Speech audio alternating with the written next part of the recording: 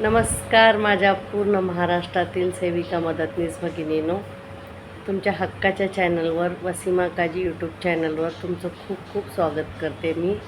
आणि तायांनो, तुम्हाला एक सांगते की तुम्ही ज्या नवीन नवीन व्हिडिओवर येत आहे, आपलं कुटुंब वाढतच आहे, सगळ्या भगिनींना माझे विचार आवडत आहेत आणि मला तुम्ही खूप छान छान कमेंट करता आणि मला त्याचा आनंद होतो आणि व्हिडिओ परत परत काढावा वाटतो. आज खूप बिझी असताना सुद्धा मी म्हणलं नाही, वचन दिलेलं आहे ते आपण पाळायचं. आपण काय सरकार आहेत का अच्छे दिनवाले जे वचन नाही पाळायला? आपण बहिणी आहोत, बहिणीला दिलेलं वचन पाळायचं. आणि तुमच्यासाठी माझ्याकडून काय माहिती आहे, वेळोवेळी मी सत्य माहिती देत असते. मला काही तुमच्याशी खोटं बोलून मिळणार नाही. जे सत्य आहे ते आहे. आणि ज्या नवीन नवीन भगिनी येत आहेत माझ्या यूट्यूब चॅनलवर, ह्या वसीमा काजी यूट्यूब चॅनल तुम्हाला मी का नेहमी सबस्क्राईब करा म्हणते, कारण सगळ्यात आधी माझा व्हिडिओ सबस्क्राईब केल्यावर तुम्हाला भेटणार, वरी नोटिफिकेशन असतं. मला माहिती आहे खूप तायांनी मेसेज केला की ताई अंगणवाडीच्या फोनवरून सबस्क्राईब होत नाही. मान्य आहे तायांनो, तर आपला स्वतःचा पर्सनल मोबाईल असेल घरात कुणाचाही तरी त्याच्यावरून सबस्क्राईब करू शकता आणि अंगणवाडीच्या मोबाईलवर तुम्ही व्हिडिओ बघू शकता, असं काही नाही. आणि तुम्हाला व्हिडिओ आवडल्यास व्हिडिओ पूर्ण बघत जा, कारण काही महत्त्वाचे मुद्दे सुटतात आणि मला परत कमेंटमध्ये तुम्ही प्रश्न विचारता. कारण असे खूप प्रश्न आलेले आहेत की मानधन कधी येणार, जे मी मागच्या 2-3 व्हिडिओमध्ये सांगत आहे. केंद्राचं मानधन का बंद आहे, सगळं मी सांगत आहे, तरी पण परत परत तुम्ही प्रश्न विचारता. कारण स्किप करून व्हिडिओ बघितला, पूर्ण शेवटपर्यंत व्हिडिओ नाही बघितला की मग तुम्हाला कसं कळणार. म्हणून मी सांगते, पूर्ण व्हिडिओ बघा आणि व्हिडिओ आवडल्यास तुम्ही लाईक करा, आपल्या भगिनीला शेअर करा आणि विसरून जाऊ नका, पटकन सबस्क्राईब करा. तर आज मी तुम्हाला जी माहिती देणार आहे, आधी तर खरंच खूप खूप सगळ्या महाराष्ट्रातील भगिनींचं धन्यवाद, ज्यांनी हा 12 तारखेचा मोर्चा आपल्यामुळे सक्सेस झाला. हे बघा तायांनो, मी स्वतः वैयक्तिक ह्याच्या विरोधात आहे की आपलं मानधन कपात नाही झालं पाहिजे, असल्या मोर्चात सहभागी नाहीच. पण हा फक्त अंगणवाडी सेविका मदतनीसचा मोर्चा नव्हता, हे पूर्ण भारतातील कामगारांसाठी मोर्चा होता. हा मोर्चा पूर्ण भारतात संप पुकारलेला आहे आणि तो संप म्हणजे सगळ्या कामगार संघटनांनी एकत्र येऊन केलेला संप आहे. तर या संपात किती किती लोक सामील झाली होती माहिती आहे का तुम्हाला? आपण पूर्ण भारतात किती आहोत? 26 लाख अंगणवाडी सेविका मदतनीस, आणि त्या दिवशी 30 कोटी कामगारांनी याच्यात भागीदारी केली होती. तर आपल्यासारखेच काम करणारे ज्या बंधू भगिनी आहेत त्यांना हा लेबर कोडचा कायदा आणला आहे. 21 फेब्रुवारीला त्यांनी हा कायदा आणला. तर तो कायदा रद्द करण्यासाठी आपण हा मोर्चा करत आहोत. तर आपण आपला 1 दिवसाचं मानधन सोडावं असं मला वाटलं, कारण फक्त अंगणवाडी सेविकांचा मोर्चा असता तर मी बोलली असती. मी माझ्या मतावर ठाम आहे, मला पण नाही आवडत की मानधन कपात होईल असा मोर्चा करावा. पण सगळ्यांचं भलं होतं आहे, देशातील ते 30 कोटी लोकांचं आपल्यामुळे जर भलं होतं आहे, ते आपल्याबरोबर उभा राहिले.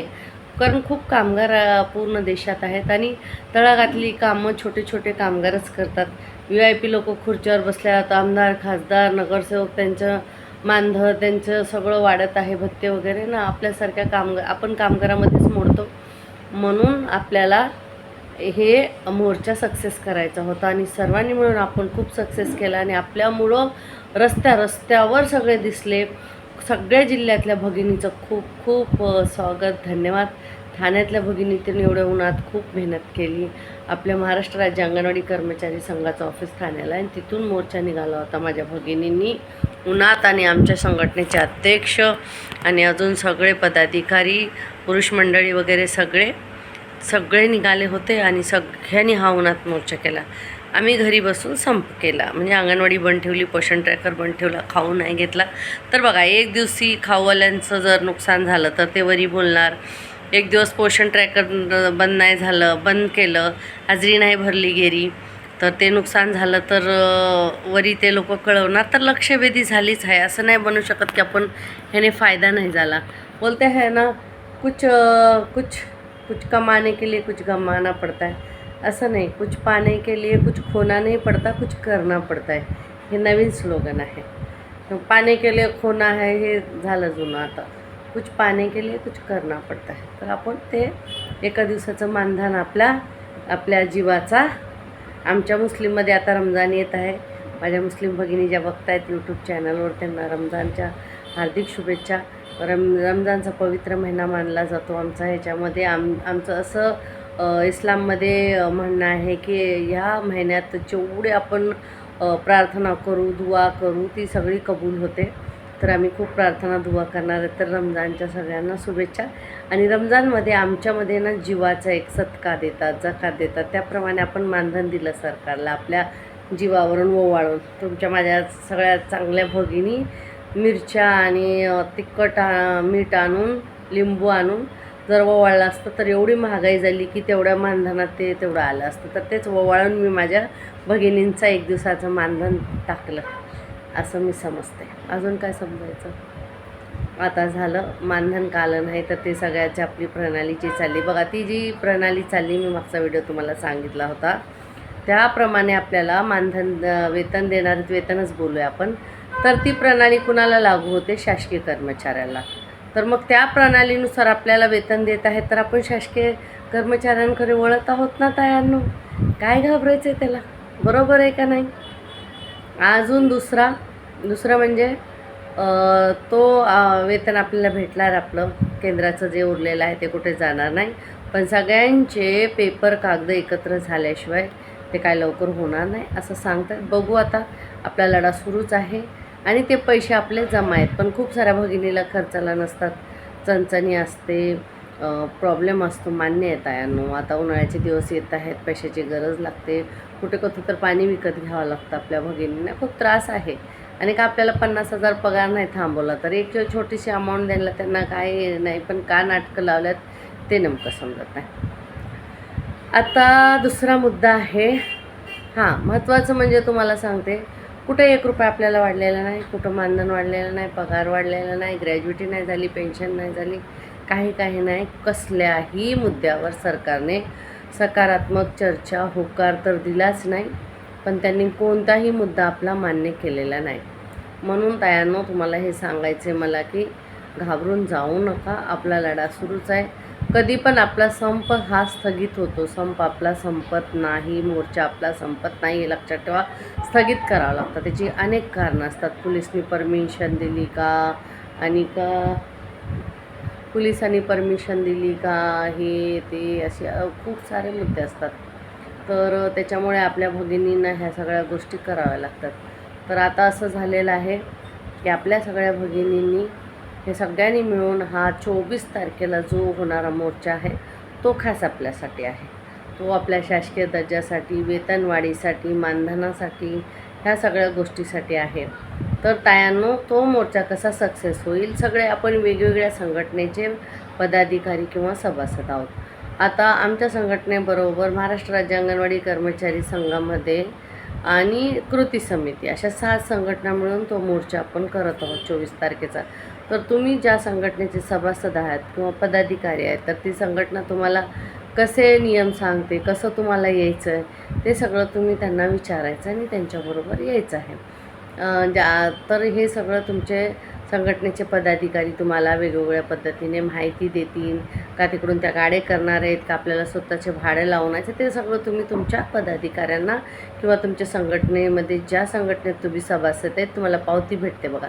त्या पावतीवर त्या संघटनेचं नाव असतं आणि तुमची मीटिंग कोण घेतं, तुम्हाला सगळी माहिती कोण देतं, त्यांच्याकडून तुम्ही ही माहिती घ्या आणि तुम्ही त्याप्रमाणे मार्गदर्शन जसं करतील तसं या. कारण कसं असतं, आझाद मैदानाला आपण जमा झालो तर तिथं टॉयलेटची, लघवीची वगैरे आपण सगळ्या महिला आहेत का आपल्याला मंथली पिरियडचे वगैरे त्रास पण असतात तर तिथे सोय नसते. तर त्याप्रमाणे ते ठराविक लोकांनाच बोलवतात. आता गावची लोकं सकाळी 6 वाजता उतरतात. मग गावच्या सगळ्या महिला 1-1:30 वाजेपर्यंत मोर्चा करतात. मग मुंबईचे, ठाण्याचे, आम्ही जवळजवळचे मुंबई आझाद मैदानाचे इथले सगळे काय करतो, डबा वाटतो, अंगणवाडी सुरू करतो आणि नंतर मग आम्ही येतो. तर आम्हाला यायला 2 वाजतात. मग तुम्ही हळूहळू निघायला सुरुवात करता. तर आझाद मैदानात पण गर्दी केली तर टॉयलेटची वगैरे, खाण्यापिण्याची आपल्या गावच्या महिलांना जमत नाही. इथला वडापाव, मी पण आत्तापर्यंत वडापाव वगैरे खात नाही, नाही जमत आपल्याला. तर अशा प्रॉब्लेम होणी, महिला आहेत थोडे त्रास होणी, पाणी प्यायला नसतं वेळेवर, लघवीची सोय नसते, मग काहीतरी आजार विजार झाला तर सगळा विचार करूनच मोर्चाचं प्रबंध करावं लागतं. म्हणून वाईट वाटून नाही द्यायचं, काहीतरी विचार करूनच सांगितलेलं असतं. पण एकदा आपल्याला 24 तारखेला मोठा दणका चांगला दाखवायचा आहे यांना. पाण्याच्या बाटल्या घ्या सोबत आणि थोडं व्यवस्थित सगळ्यांनी मिळून आयोजन करून गाड्यात व्यवस्थित चढा, व्यवस्थित या, तिकीटं काढून यायची मोर्चाला. कारण आधी असं होतं, आता असं नाही की तिकीट नाही काढलं तर घेतच नाही. तर व्यवस्थित सगळ्यांनी या. आणि दुसरं मला एक लाडक्या बहिणीचं तुम्हाला सांगायचं आहे. लाडक्या बहिणीची जी KYC सुरू झाली आपल्याला करायची नाही, पण आपल्या भगिनीमधून अंगणवाडी सेविका मदतनीस कुणाचे पैसे बंद झाले असतील तर त्यानं तुम्हाला एक माहिती देते. 2.5 लाखापेक्षा जास्ती वार्षिक आपलं उत्पन्न असेल तर त्याच्यामध्ये आपला पैसे बंद होणार. कारण का, की तसे तिचे नियम आहेत. आणि 60 वर्षाच्या वरी झाले तरी पैसे बंद होणार, 18 वर्षाचे कमी असले तरी पैसे बंद होणार, 4 व्हीलरचा काही गाडी वस्तू असल्या तरी पैसे बंद होणार. तर कसं असतं, आपल्याकडे नसतात तेवढे पैसे, पण काही भगिनी अशा आहेत की माझ्या मावशीचं, माझ्या काकीचं, माझं हिचं तिचं माझ्या अकाउंटला ठेवायला दिलं आहे, पण 0 बॅलन्स अकाउंट मी लाडक्या बहिणीला दिलं आहे. तर तसं नसतं, आधार कार्डवरून लिंक होतं आणि वर्षाची तुमची किती पैसे अकाउंटमध्ये जमा होत त्याचं माहिती पडतं तिथं. आणि 2.5 लाखाच्या वरी जर झालं तर तुमचं तिथे लाडक्या बहिणीचे पैसे बंद होणार. ही माहिती फक्त मी तुम्हाला अंगणवाडी सेविका मदतनीससाठी सांगितली. आणि स्वतःचे आपले पैसे जर बंद झाल्यास तर स्वतःची KYC करून घ्या. एरियातल्या लोकांना सांगायचं, बघा हे यूट्यूबवर लिंक आहे आणि ह्याची तुम्ही स्वतः करा. कारण एवढी माहिती द्यायला आपल्याला काय नाही, पण आपण स्वतः करून दिले, त्यांचे पैसे नाही आले काय झालं तर ते लोक बोलते तुम्ही केली, पण फॉर्म तर आपणच भरला आहे आणि त्यांचा विश्वास आपल्यावरच आहे. आता सगळे मतदान तर झाली, सगळी इलेक्शनं झाली, सगळं त्यांना मिळालं. आता त्यांचे कार्यकर्ते कशाला येतील एरियात फॉर्म भरायला आणि KYC करायला? म्हणजे ह्यांनी सगळा रायता पसरवायचा आणि आम्ही उचलायचा. काही झालं की जा अंगणवाडी कर्मचाऱ्याकडे, जा अंगणवाडी ताईकडे, जा अंगणवाडी सेविकेकडे, काही योजनाबाह्य कामं आम्हाला देतात. आता मातृवंदना ही स्कीम सक्सेस नाही झाली, अंगणवाडीकडे दिली, करतायत. कारण आमची छोटी छोटी बाळं, त्यांच्या आया, त्यांना पैसे खर्चायला नाहीत वगैरे चणचण बघून आपल्या महिलांना तळतळ वाटते आणि करतात. पण ही तळतळ आपल्यालाच भारी पडते नंतर. म्हणून सावध राहून कामं करत जा. सल्ला द्यायला काही नाही, त्यांना सांगायचं बघ ही वेबसाईट आहे, इथे जा, तुझं आधार कार्ड टाक बाई, तो कॅप्चा आलेला टाक आणि तू तुझं बघ काय ते, मला नको घेऊ मध्ये. पण आपल्या मदतनीस सेविकांचे जर पैसे येत नसतील तर काय येत नाहीत ही मी कारणं सांगितली. आणि KYC करायची असली तर आपली स्वतःची करून घ्या, त्याला काही नाही, आपली स्वतःची आपण करू शकतो. आणि आपल्या पालकांना, एरियातल्या लाभार्थ्यांना सल्लासुद्धा देऊ शकतो. म्हणून सल्ला द्यायला काय नाही, आपली संदर्भ सेवा हे आपला एक 6 सेवेतला भाग आहे. तर त्याच्यामध्ये आपण त्यांना आरोग्यविषयक, शिक्षणाविषयक सल्ले देतोच. तर हा पण एक आर्थिक सक्षम करण्याचा सल्ला आहे. तर सल्ला देऊ शकतो, पण स्वतःच्या मोबाईलने KYC करून देऊ नका, परत आपल्याला त्रास होईल. बरोबर आहे का नाही? पण काही महिलांना कसं की लाभार्थ्याच्यामुळे माहिती देतील म्हणून करून द्या. हे बघा, 10 खोटं बोलण्यापेक्षा 1 खरं बोलायचं. खरं बोलल्यावर लोक थोडी वेळ लागते जुळायला, पण आपल्याबरोबर नेहमी जुळतात. लहान मुलांसमोर आपण खोटं बोललं, फोनवर बघा बोलताना मुलांच्या समोर आपण काही खोटं बोललं तर बघा मुलं लगेच धरतात. आपण बोलतो नाही गं मी अंगणवाडीत नाही, मी मिटिंगला चालले. पोरांसमोर बोललं तर नाही होतं, अहो ताई तुम्ही खोटं बोलता, तुम्ही तरी इथंच बसलात. असं तर खोटं बोलले की लगेच एरियातली लोक काही येडी नाहीत, काय कुणाची फूट पडत नसते. फक्त काही लाभ घेण्यासाठी ते वेगवेगळे होतात, त्यांची ती सगळे एक असतात. म्हणून आधार कार्डचं पण असं केलं आहे पालकांनी, बेबी किट मिळावा, हे ते मिळावं म्हणून वडिलाचं एकीकडे, आईचं एकीकडे आधार कार्ड, तेच मुलं असतं. तर त्याची पण पडताळणी करायची आपण आणि ते बघायचं की बाई तुम्ही कुठं दुसरीकडे अंगणवाडीत नाव टाकलं आहे का, मग इथे आलात का, असं सगळं. तर हे सगळ्या छोट्या छोट्या गोष्टी पण खूप महत्त्वाच्या असतात तायांनो. आणि 24 तारखेला तुमच्या संघटना जसे तुम्हाला मार्गदर्शन करतील तसं तुम्ही पाळा. आमच्या संघटनेने आम्हाला सांगितलेलं आहे 24 तारखेला डब्बा लवकर वाटायचा, त्या दिवशी मानधन कपात नाही होणार, आम्ही काम करून निघणार आहेत. तर तुमच्या संघटना तुम्हाला कसे सांगते त्याप्रमाणे पण 24 तारखेचा मोर्चा आपल्याला सक्सेस करायचा आहे. आपलेच होट, आपलेच दात आणि आपलीच जीभ काही आपल्यामध्ये अडवणारे आणि खडूस आणि वाईट प्रवृत्तीची लोक सगळीकडे असतात आणि चांगल्या प्रवृत्तीची पण सगळीकडे असतात. तर आपल्याला लक्ष द्यायचं की आपल्याला काय करायचं. आणि संघटनेने वारंवार मोर्चा करून लक्ष वेधित करतात सरकारचं. संघटना पगार नाही देतात. कोणी बोलते संघटना पगार नाही वाढवत, आपल्या खिशातून दे.